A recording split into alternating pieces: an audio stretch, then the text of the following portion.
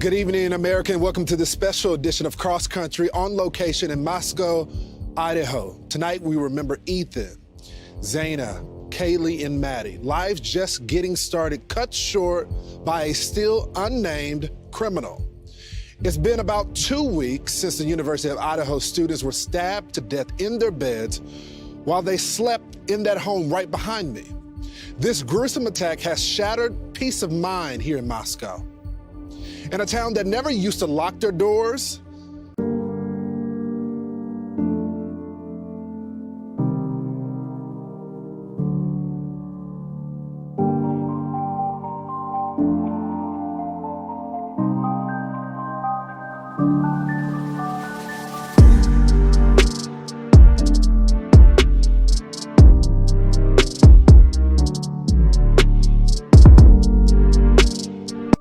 Hi everyone, welcome to the channel. I'm Cheryl and this is True Crime and Other Stuff. Today we're going to talk about the Idaho 4, the 4 college students who were killed in their bedrooms while they were sleeping. Locksmiths are now being flooded with calls.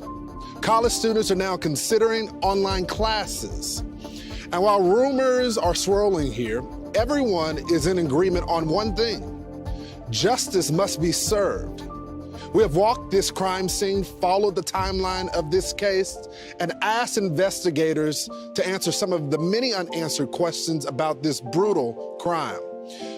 Now to a murder mystery in Idaho. Sunday will mark exactly 2 weeks since the gruesome stabbings of 4 University of Idaho college students. Now the police have said this was a targeted attack, and some say that Kaylee may have had a stalker. She also had an ex-boyfriend who I'm not sure if they cleared, but her parents say he's not a suspect. The police have also said there are some other people that they do not think are suspects, like the 2 remaining roommates that were not attacked, the guy at the Grubhub food truck with the white hoodie, the person they got a ride home from, and the person who called 911. These people are not suspects at this moment.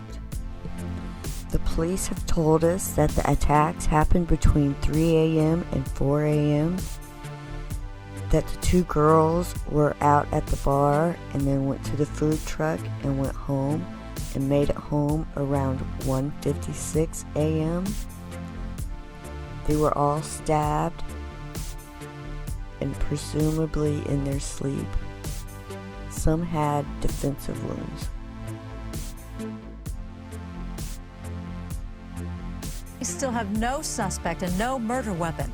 And investigators say they see no connection between the brutal attack and 2 other unsolved cases in neighboring states. Fox News. Me again tonight, Steve Gonzalez, father of Kaylee Gonzalez. Sir, thank you so much for joining me tonight. We continue to grieve with you and your family, and we're hoping to get answers for you. Sir, when was the last time you talked with law enforcement about the case? Well, we just had a vacation. Law enforcement told me that they were going to drop off a little bit and not to expect the same type of communication that I had gotten before. They passed it on to another person. So basically, long story short, it was Wednesday, 5 p.m. was the last time that they reached out to me. So, yeah, that's rough. Sir, what are they telling you? They're kind of just telling me that they can't tell me much, which is frustrating to me because I've been very trustworthy. I do know things. I haven't shared things. We're the same family that found the original timeline. We're the same family that broke into the phones. We tried everything in our ability to try to get into this system because a court order is not the fastest thing. So we broke in and we did what we did. We know that we have some family passwords that we all share. So we broke in and we helped them. So it's hard for me to give up as a father my protective ability to other men. Sir, they have shared with us that it was a targeted attack. Can you give us any information about that? Have they told you who the target was or given you more insight than they have the public? I don't want to talk bad about them because these are some hard-working individuals, and I'm doomed without them. We're all doomed without them. This defund police is just a terrible idea. The fact that we're finding out that there's more than just my daughter and these children that have suffered, it's terrible to think that we can defund these guys. It's an absolute atrocity. That's not something that is it's political. It's not political. This is just facts, guys. We can't allow these people to just run free. So beyond that, they haven't shared a lot. We have some private detectives that have reached out to us and given us information. We take that with a grain of salt and we try to be careful. Just today, I reached out to the officers and said, hey, this guy's treated me with respect on the show. I'd like to share some things with him that I found out on my own, and they asked me to not do that. So we're holding our tongue. We're waiting patiently, but we're definitely concerned. So, sir, I had the opportunity to speak with those same law enforcement officials today and was able to get some information out from them as well. We want to do everything that we can do to get you answers and to solicit more information for the timeline. But there's gaps in that timeline. Is there anything that you can share with us that may put people in that direction where they would feel willing to share about that timeline?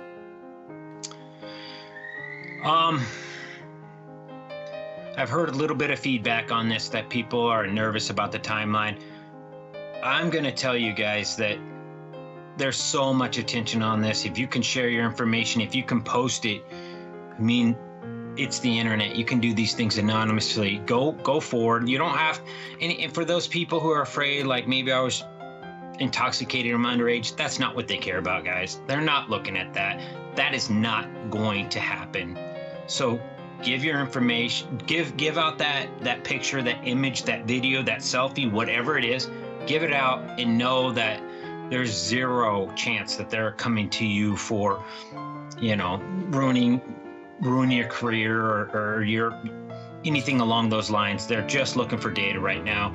And you could be the key. You might be something that has been overlooked. So I just implore people to come forward, especially when you're even close to that timeline, because technology is the only thing that doesn't lie, really.